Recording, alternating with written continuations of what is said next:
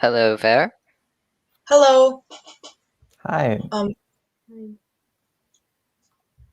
so we were going to start now. Welcome everybody. So this is our first workshop diving into MUN, a general overview, where we have prepared this sort of a presentation to introduce all of you to the world of MUNs. So now we will firstly introduce ourselves shortly. So Alan, could you start? Sure, thank you so much. So welcome everyone. It's great to see each and every one of you here at our first ever workshop. My name is Alan Milakovic and I'm the Secretary General and founder of VGMUN. I'm incredibly excited to be working with TogetherMUN to bring you this wholesome and holistic introduction to MUNs in general. I'll be sending it over to Yair. Hello there, everyone. My name is Yair Peleg, and I'm one of the secretaries and the co-founders of TogetherMUN. I'm very excited to begin this partnership with VGMUN, which are a very established conference, and I'm looking forward for our continuation of this partnership. Lois? Hi everyone, my name is Lois Lemon. I'm the Undersecretary General for Delegate Affairs in TogetherMUN, and I'm extremely excited to be working with VGMUN to do this presentation for you all. Lena? And my name is Lena. I am, as you can see, Undersecretary General and co-founder of VGMUN. I hope you enjoy this presentation, and I hope you learn a lot of new stuff today and become interested in MUNs. So to start with, here we have a table of contents, so you can look at it briefly, so just so you get an idea of what we will be talking about. As Alan said, this is going to be a holistic overview of MUNs, so how they came to be, how they work, and some general stuff you need to know. And we will start with, what are the United Nations?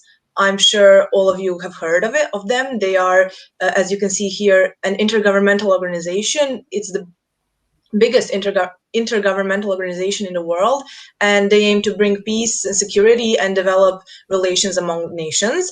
I'm sure you are all familiar with the United Nations, at least a little bit, but now we are going to look at how they actually came to be. So as I said, they are the largest intergovernmental body, and they were founded after the World War II, which was one of the most devastating wars ever to happen, with the aim of preventing future wars and preventing a future war crimes such as those that were done in World War II. Next slide, please. The name United Nations was suggested by US President Franklin Roosevelt, and he was one of the people, along with Churchill and Harry Hopkins, who drafted the Declaration of the United Nations, which is the document that today's Charter of the United Nations, which is still used today, was based on. And a fun fact, originally there were no P5 as there are today because France was not included. However, it joined in 1945 after Churchill insisted another European country gain more prominence and gain a veto power. And officially on October 24th, 1945, the United Nations came into being after the charter was signed and the committees were founded. That being said, we'll now be going over some important documents so we can clearly see why and how the United Nations are as relevant as they are today. So the United Nations themselves are responsible for drafting some of the most important documents pertaining to the political state of affairs today. They manage to achieve proper balance between countries and enable us to all enjoy peace as much as this is possible, and serve as the main body that will prevent escalation of conflicts if and when they occur. As politics is all encapsulating, all of these documents, even though they are political in nature, this is translated to matters of social, cultural, economic, and various other aspects. Therefore, we can clearly see how the United Nations impact each and every one of us, not only on the political basis, but on our everyday lives, actually. They determine our interactions, our freedoms, our fundamental human rights, etc. So for some of the examples of what are the most important documents within the United Nations, we've listed here three of the ones we deemed the most important. Those are the Charter of the United Nations, drafted in 1945, which Elena had previously mentioned briefly. Following this, we have the Universal Declaration of Human Rights, drafted in the year 1947, along with the United Nations 2030 Agenda for Sustainable Development that was drafted in the year 2015. This is a more recent turn of events. So in order to fully understand actually what each of these documents represent individually, let's dive in a bit more. So the Charter of the United Nations, we mentioned how it was drafted in the year 1945.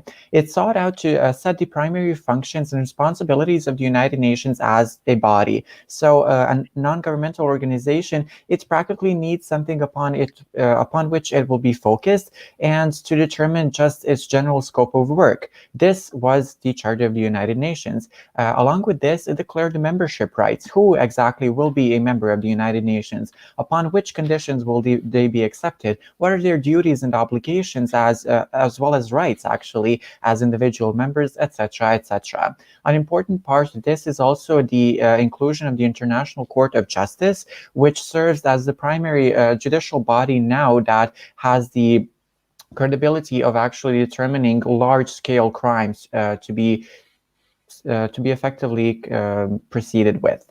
Following this is the Universal Declaration of Human Rights. This is perhaps the most politically important document, to be honest, especially when it comes to the fields of political philosophy, because these are the people that recognize and determine what will be considered a human right, a fundamental human right, and what will we have the inherent right to.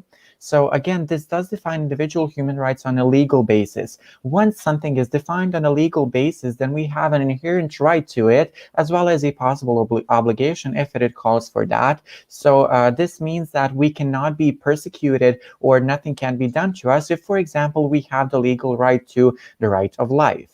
Again, this does represent a mean of validation and recognition because, for example, people under the declaration have the right to property, have the right to freedom of life without persecution, etc. So again, this does recognize people on a political dimension. Moving on to a more recent turn of events in the 2030 Agenda for Sustainable Development. This is a 2015 document which clearly outlines the goals for everyone to achieve a brighter future. Its primary pillars are sustainability, inclusivity, and acceptance. This document seeks out to determine a means of sustainable development that will actually manage, that will each individual country manage to achieve with leaving nobody behind. Thank you for that, guys. As mentioned earlier by Alan and Lena, the Charter of the United Nations says that the purposes of the UN is to maintain international peace and security, and to that end, take effective collective measures for the prevention and removal of threats to peace, and suppression of aggression acts of the peace, and to bring about the peaceful means in conformity with the principles of justice and international law, adjustment or settlement of international disputes or situations which might have led to a breach of the peace, to develop friendly relations among nations based on respect for the principle of equal rights and self-determination of peoples, and to take other appropriate measures to strengthen universal peace, to achieve international cooperation in solving international problems of an economic, social, cultural, and humanitarian character, and in promoting it and encouraging respect for human rights and for fundamental freedoms for all without distinction as to race, sex, language, or religion, and to be the center of harmonizing the actions of the United Nations as the nations in attainment for these common ends. Next slide, please. Furthermore, the UN has 4 main functions for how it runs.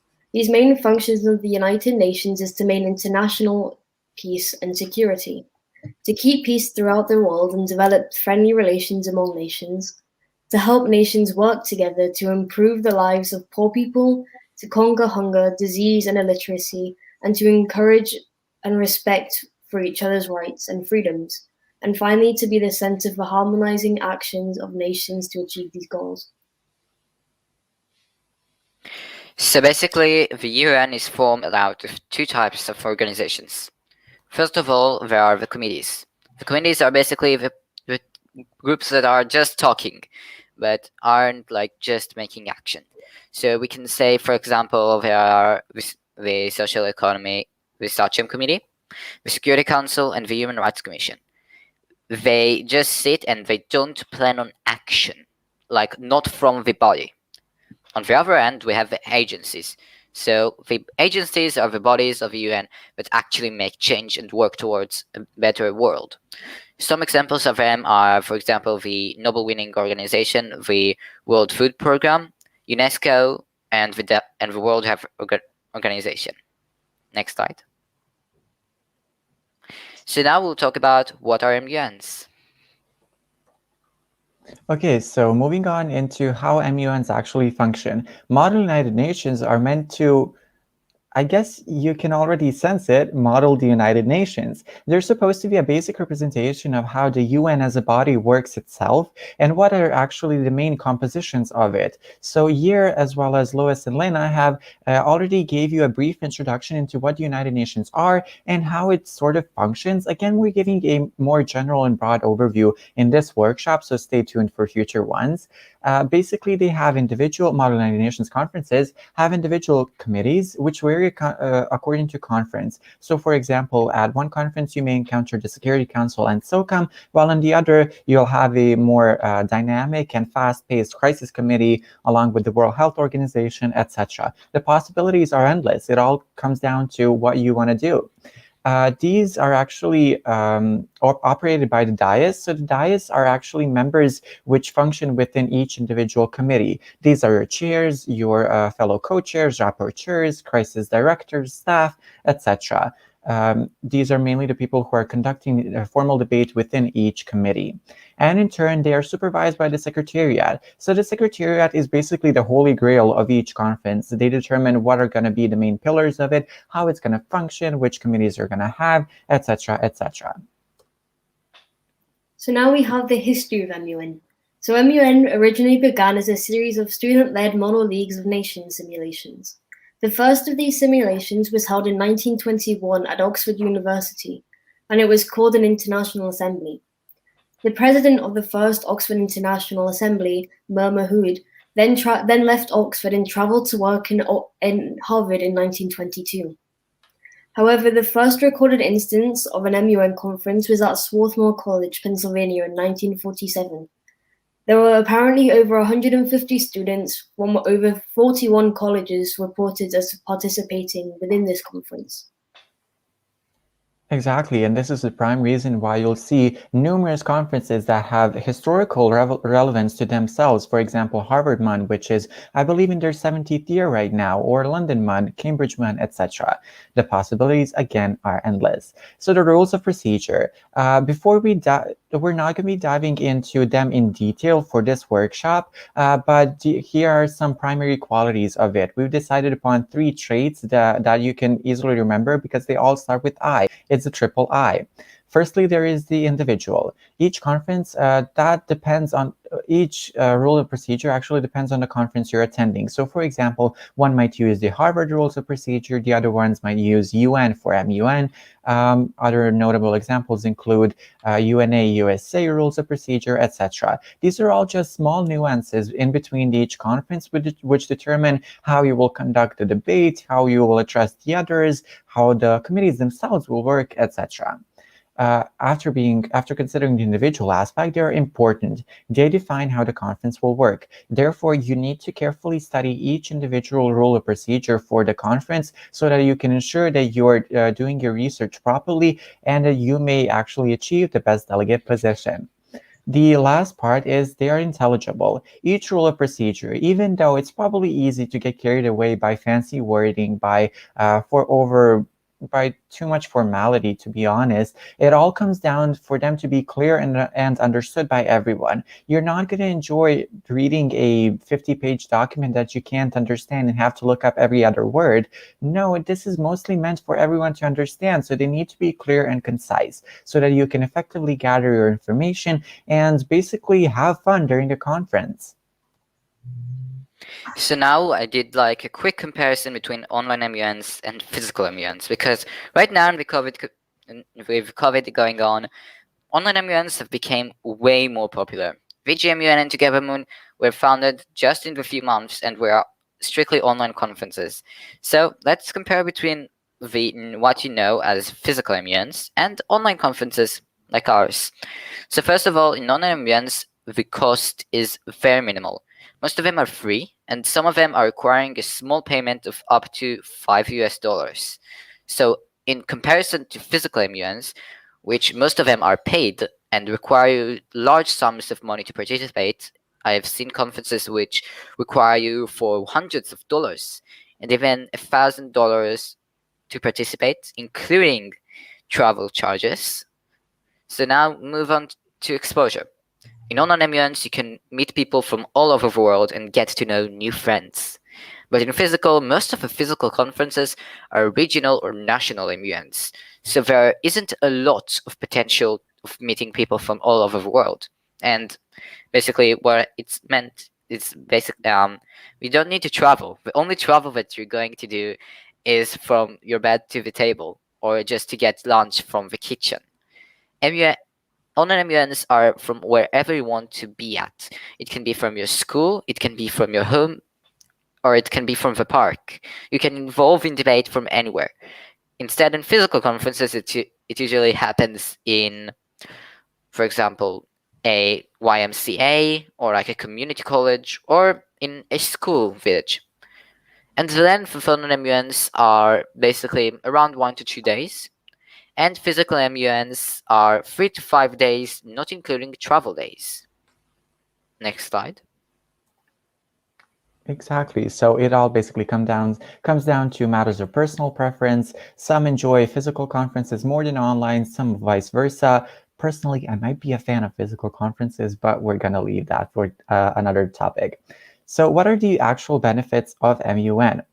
Before you dive into each individual Model United Nations conference, you should probably consider what do you have to gain from it, or what are the potential sources of motivation for you actually participating in this conference. I'll present the networking part. So networking is basically a fancy way of saying you're going to get friends and you're going to meet amazing people from all over the world. When talking about networking, this doesn't stop at the end of the conference. For example, most people think that, oh, great, we're now at the closing ceremony, it's going to end, and they actually feel sad because they're not going to be able to connect with people they've spent the entire day debating on numerous globally relevant topics. But in my personal opinion, this is not the proper way of doing networking. Let's stick a bit away from the term networking and focus more on the term friendship. Would you actually treat your friend the same way as you consider some possible delegates that you've met online? So for example, you meet them once and then possibly not talk to them in months. This is not the best way of actually maintaining a proper friendship. So my advice is actually, if you meet people with whom you've actually enjoyed spending time with, just text them, keep in contact. You can do this in various methods, and it all comes down to what you actually want to do and which person you prefer spending time with. You can help each other out and grow together. There are numerous examples in which maybe you met someone in MUN who is a graphic designer, and for some reason you're doing a visual arts class and you need help with it. They can step in. This is just an example of what might happen. The world is an enormous place. So probably the best way of staying in touch is using social media, especially when it comes to online conferences. So examples here that we've listed include Instagram, WhatsApp, and LinkedIn. WhatsApp, I believe, is possibly the most common social media when it comes to communicating between conferences. So you're going to be probably using this a lot. If you don't prefer this one over the others, again, you can use Instagram, LinkedIn, whatever you're comfortable with.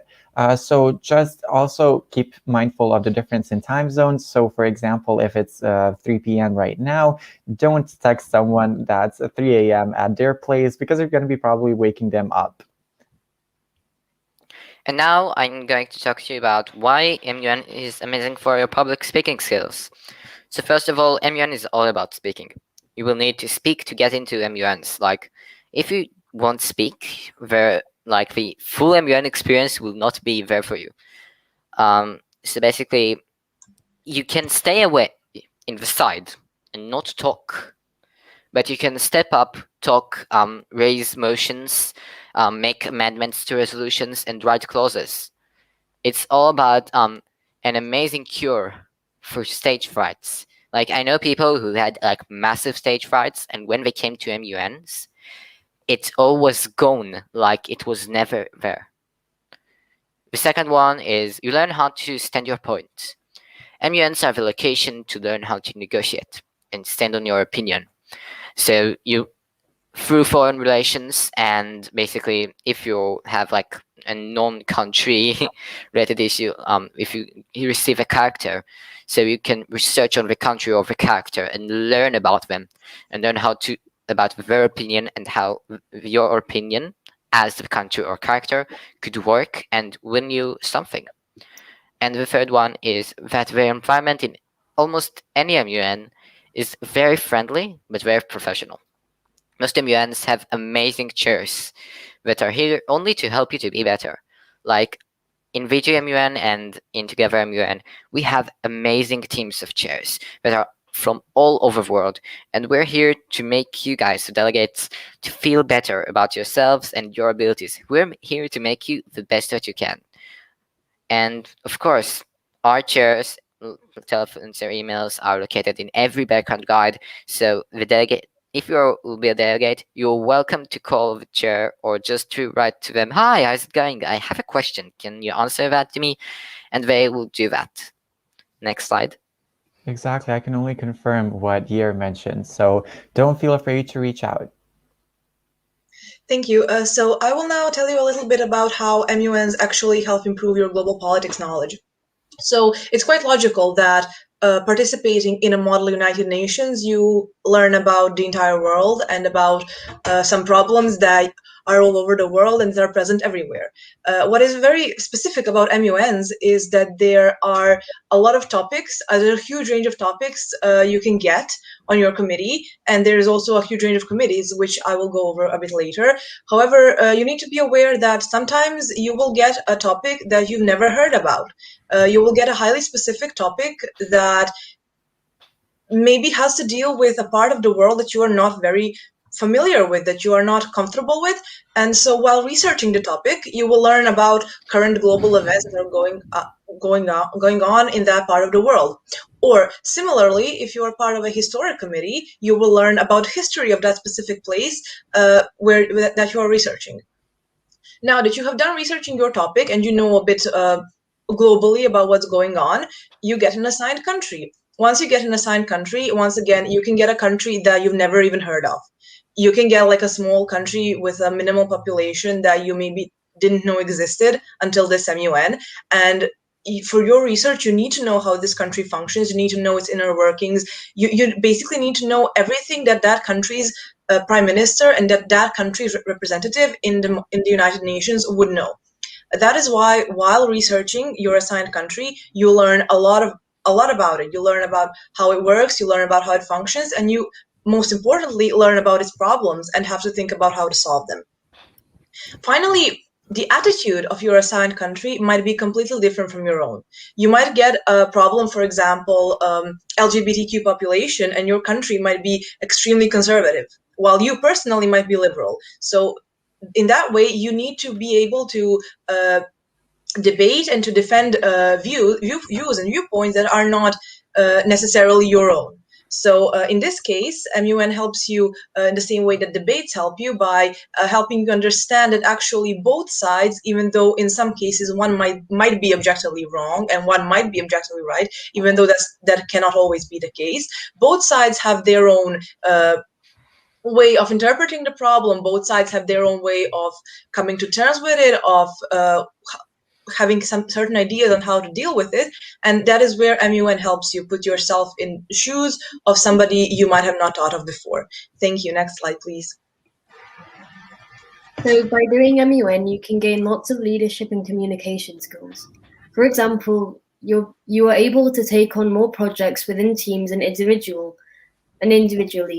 And this is a good example because it shows that you can work together in team conferences as well as individually. And it proves to the committee that you are able to help others out as well as be sort of able to work on your own as well. Furthermore, being able to lead blocks, which I know is used in UNA USA conferences and I assume others. This shows leadership skills because it proves that you can lead a team and be mature enough to have the skill to listen to teammates and make the final decision. By doing these, you can inspire others, including your classmates and peers within MUN as well as school or university. This is good because it could show more people to start doing MUN and show others the fun of MUN, as well as being able to answer any questions that they may have for you, which shows leadership skills. You can also become more mature and independent. This is because you can work on things alone and be mature enough to get it done in time for the conference. And finally, being a listener. This shows leadership skills because it proves to others that you were able to lead a group as well as listen to others' ideas. And now we'll be moving on to how you can become an MUNer. You can become an MUNer by asking questions. One of the reasons to ask questions at MUN conferences is because you will learn a lot more than you think, especially in your first few conferences, and you won't be left to try and find it on your own. You can also be helping others who struggle to ask questions in front of lots of people, and it could allow more experienced MUNers to learn more, as they might have not thought about that certain question or topic. It also shows the committee that you are engaged and want to learn more about the topic that is being discussed. This shows that you want to learn more and that you are paying attention to the discussion. Moving on. So now we'll recommend you on our most recommended conferences. So first of all, TogetherMUN and VGMUN. We have editions that will come up in the coming few months. Like TogetherMUN has an edition in exactly 2 weeks, and VGMUN has an edition in an unknown date in the future, but there will be a second edition. I hope so. And the third conference that we wanted to recommend to you is YIS MUN, which is a partner of both of us. It's basically headlined in the United States, as they have chairs and secretariat from all over the world, and they are big and successful. And more conferences. There are a lot of conferences that are on Instagram. You just can search MUN, and then there will be like dozens of conferences waiting for you, and they are from literally all over the world, from Indonesia to Peru, from Israel to the United Kingdom, from Canada to India. You have a lot of choice. But if you want to learn MUN, I can recommend you on a course built by MUN Impact called MUN at Home, which is basically a course that will help you learn MUN basics and how to do MUNs, but it will allow you to have an actual debate on a topic connected to the SDGs that we've talked about in the past. And if you want to stay active and engaged in the virtual circuit, keep an eye out on our social media. Thank you. So now I will talk a little bit about committees. So as you're probably aware, the United Nations consists of a lot of committees, and they are very different. They are varied in topics that they cover, and they are varied in issues that they deal with. So when it comes to Model United Nations, there are no strict rules as to what committees need to be present. Of course, there are some that appear more often than others, but it depends on the organizers, on the dais. So they choose committees which they wish to include. And of course, all committees are equally valuable and equally important, and all topics that are debated on one MUN are important to us and are important to people all over the world. However, some committees are aimed more towards beginners, and some are aimed more towards more advanced delegates because of the topics they cover. For example, as you will see a bit later, committees that are aimed towards beginners tend to cover topics that are more familiar to, should I say, an average citizen, and more experienced committees are aimed towards delegates with, as I said, more experience, and also they cover more highly specific topics, also historical topics, and also maybe they are advanced because they have some specific way of functioning that is not the same as in the other committees. So next slide, please. We can see here a brief overview of beginner and advanced committees. So in the beginner committees, of course, first we have World Health Organization, in my opinion, one of the easiest committees. That does not mean to discredit anybody who is part of the World Health Organization, anybody who has chaired it. It is a committee which is very important. However, the topics that it considers are usually well known and are some topics that, as I said, an average citizen might have a knowledge of. So that could be, I don't know, combating malaria in Africa or combating COVID-19. So those are topics that are talked about, that everybody has an opinion about, and that are maybe a bit easier to research. Then, of course, we have Human Rights Council, UNICEF, African Union, Environmental Committee. Again, with the Environmental Committee, some topics that you might get could deal with global warming, with pollution, with these kinds of questions that are posed to us in our everyday lives and that we have a bit more experience with and maybe have already some ideas on how to deal with. Finally, here we have the UN Development Program and the Social, Cultural, and Humanitarian Committee. Again, all of these committees deal with, so to say, everyday topics and some problems that we encounter in our daily lives. Now, when we look at the advanced committees, at the advanced committees, first we have the Security Council, which is one of the most often encountered committees on MUNs. It is a very popular committee, and the reason why it is here is because, as we will talk a bit more in our future iterations of this workshop, the Security Council functions a little bit different than all of these in the beginner section, because firstly, it has a P5, those are countries that have a veto power, and secondly, the topics that it covers are usually very, very current and deal with problems that are very important to the world and that can, if dealt with unprofessionally and incorrectly, can maybe lead to some escalation of tensions. And also, a really important thing is that I'm sure you're all aware that in conferences, it's important to pass resolutions. In Security Council, it is highly likely that you will be in a committee for like 3 days. It has happened to me in like a physical MUN. You're in a committee for 3 days and you're debating widely on this certain topic. You have like 10 draft resolutions. You've done so much work. And then at the end, no resolution is passed because somebody vetoed it. So that's one thing that also that puts Security Council in the advanced position, because it's very, very hard to pass resolutions. Then we have the two crisis committees, continuous and historical crisis. So crisis committee, like the Security Council, has its specific way of functioning, because the way it works is, as you can see, it's a crisis. So there is an ongoing problem that you have to deal with in the duration of the committee. Then we have Disarmament and International Security Committee.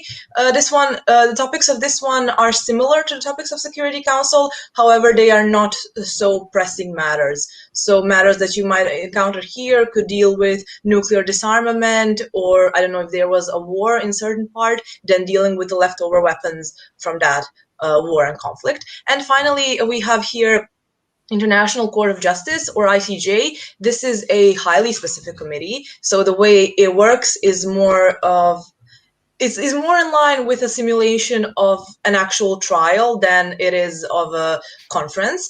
And in my experience, there are not many conferences that have ICJ. I don't think I've seen it in a lot of online MUNs, and physical MUNs that had ICJ had it as a highly, highly prestigious committee. A highly prestigious committee that was only available to delegates which proved that they were the best. And we shall take questions at the end. I see that you are asking here, so please don't be discouraged. We will answer all of them at the end. And I give it over to Alan. Great, thank you. So actually, our last point is, before we conclude this entire workshop, there is one last thing that you need to have in order to become an MUNer, and that is enthusiasm. At the end of the day, you have heard you had heard a lot of information regarding MUNs in general, how to approach them, what are the historical contexts, how they came to be, etc. But it all comes down to your own willpower and your choice actually to participate in each conference individually, because no one no one likes seeing someone who is forced to do something or considers it as an obligation. At the end of the day, I've seen both virtual and physical conferences that have so much joy radiating actually among them, among the delegates and among the staff members, basically everyone, because they're genuinely happy and joyful to be there.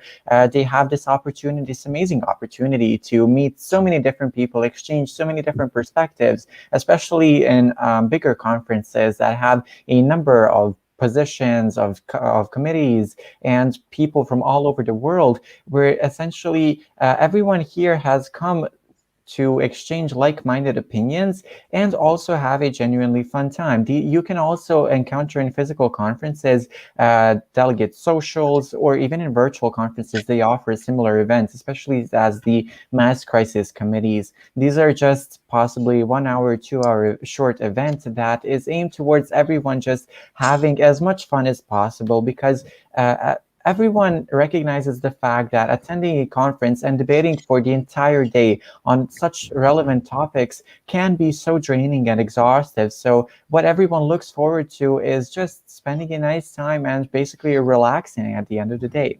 So with that being said, we would like to conclude this workshop and would like to express our thanks to everyone who has listened so far. You can contact us at togethermun@gmail.com and vgmun.2021@gmail.com on top of our Instagram accounts. So for the last part, we have saved a Q&A session in which you are free to pose pretty much any question that you want to us, anything you're unclear about, you want to learn more about, or something that we haven't even mentioned so far.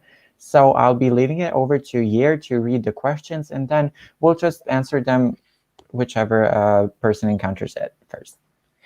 Yeah, so we have a few questions. First of all, Akansha, I hope I say it right, asks, how can I choose a committee based on experience? Lena, would you like to answer that?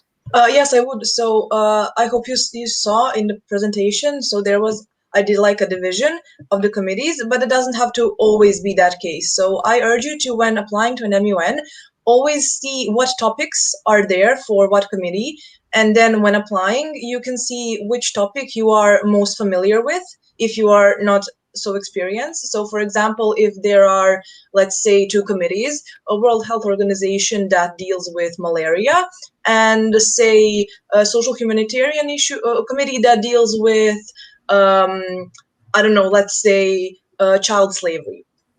So you will look at those two topics and see which one you are more comfortable with and which one you are more familiar with, and then choose that committee for yourself if you are less experienced. If you are a more experienced delegate, then I believe you know which committees work for you and which you prefer participating in, and then you should choose based on the committee and not on the topic.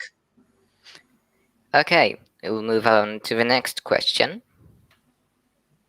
Can I know more about TogetherMUN committees? So I think I can answer that. So basically in TogetherMUN 4, we have two committees, which are a UN Women, or in the formal name, the Commission on the Status of Women, on basically on premenstrual cycle awareness among young girls. And we have a historical crisis committee on the Watergate scandal. So yeah, I hope that answers that, and I hope to see you on TogetherMUN 4. Don't worry, the question period is not over. You're welcome to send over your questions. We'll move on to the next question. I'm scared in virtual conferences, as I have heard that there is discrimination and racism in some conferences. And also, the English accent of every country's people is different, and it's hard to understand. Alex, like- you answer? Yeah, sure. I think I'll take over that one. So personally, the conferences which we have recommended so far, those being TogetherMUN, VGMUN, and YISMUN, YISMUN, pardon, these are the conferences which we guarantee for. I believe that the aim and goal of each conference is to make everyone feel welcome and create a generally welcoming and positive environment for every person that is participating within the respective conference. Therefore, Even though such instances of discrimination may occur, these are the ones we vouch for because we actually stand behind them. And each instance of such behavior is immediately reprimanded by the Secretariat members, and we plan on working together to improve and basically create an environment where everyone wants to participate because they feel so welcome at that given point. And when it comes to the accents, I'd personally recommend you to simply start for somewhere. You don't have to be great to start, but you have to start to be great at one point.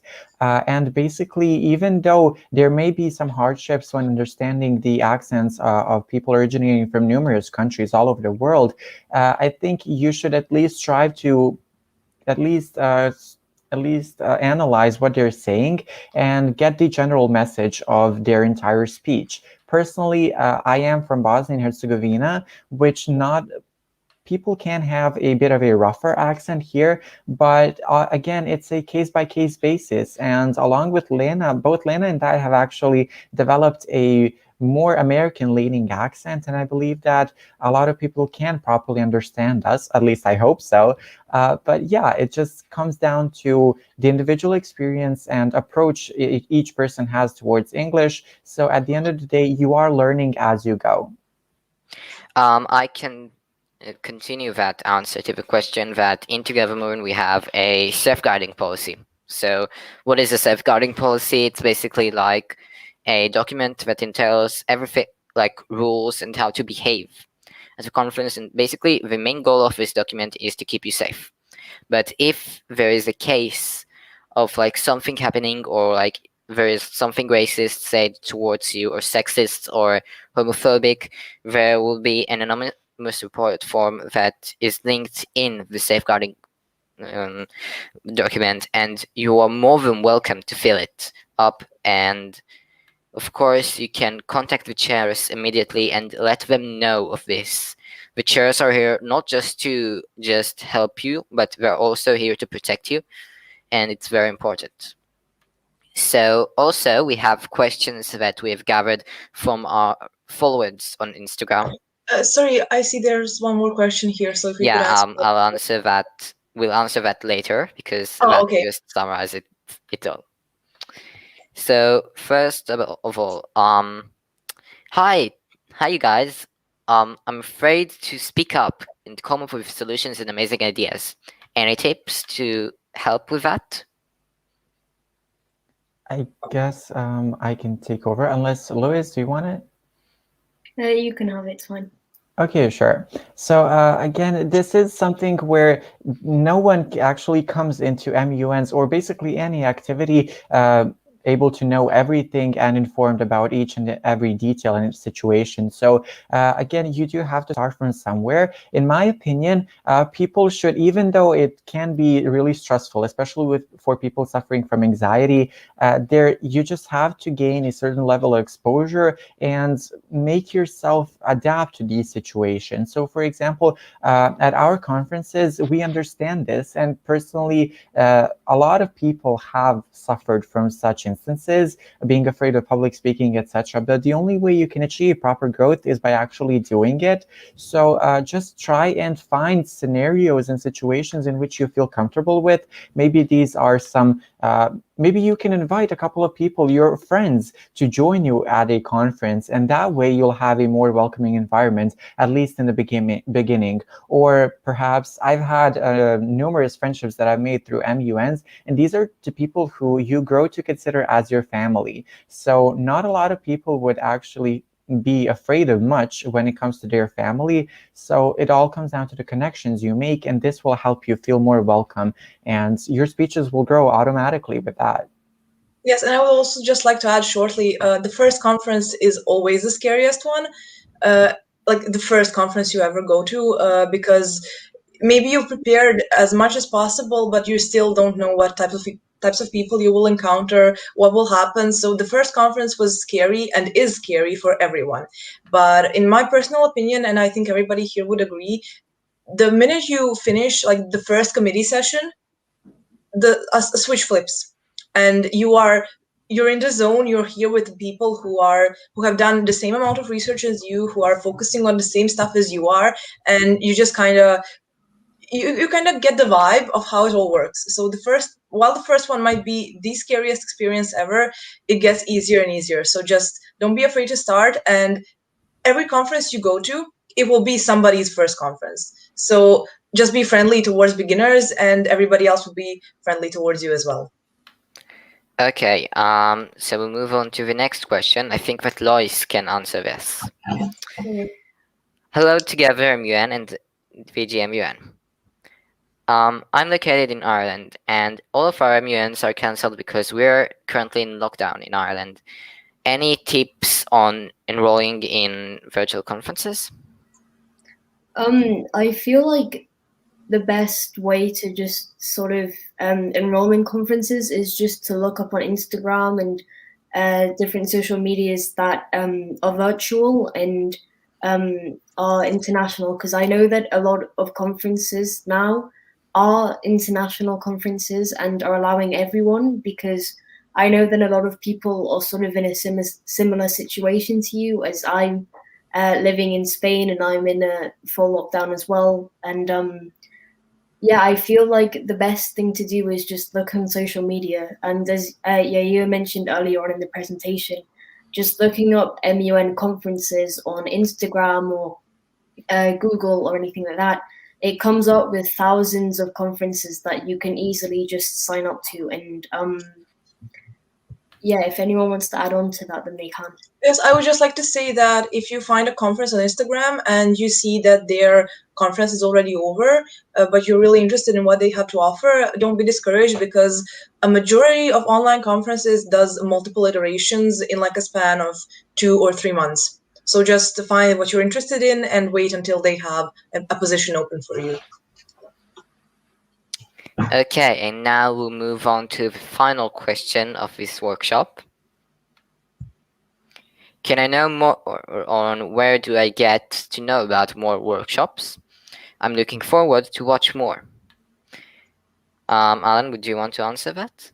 Okay, great. So thank you for the question. Actually, this was a great partnership establishment between TogetherMUN and VGMUN, and we will be doing a series of workshops, actually continuing this series through each following weekend, and each workshop will be focusing upon one particular area. So stay tuned, I guess, if you want to learn how to conduct your research properly and basically win the Best Position Paper Award. That's, I think, going to be upcoming soon. So other notable examples also include public speaking skills, general moderating, and discussion within the committee sessions, etc. So again, keep an eye out on our social media. We'll be sure to notify each and every one of you. Yeah, I just remind you of our social medias. It's together.mun on Instagram. We have a YouTube channel, which is where this workshop is on. And we have opened a Facebook page recently, so you're welcome to follow us on there. And VGMUN has Instagram. Just search for VGMUN, and there will be appearing for you. Yeah, you can reach us on our mail, Instagram, or even LinkedIn account. Just search in VGMUN and we'll pop up right there.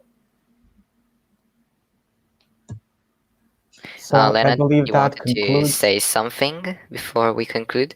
Well, I just wanted to thank everybody for participating, and I hope you learned some important stuff. I hope you learned something new, and I hope this workshop got you at least a little bit interested in MUNs, and that you will maybe participate on one of our MUNs in the future. So thank you very much, and we hope to see you in more workshops or in our conferences. And stay tuned for announcements in the next few weeks or months, because we are planning to do an amazing thing. Amazing workshops and amazing surprises. Thank you very much, and good day. Thank you, everyone. Bye. Thank you, everyone.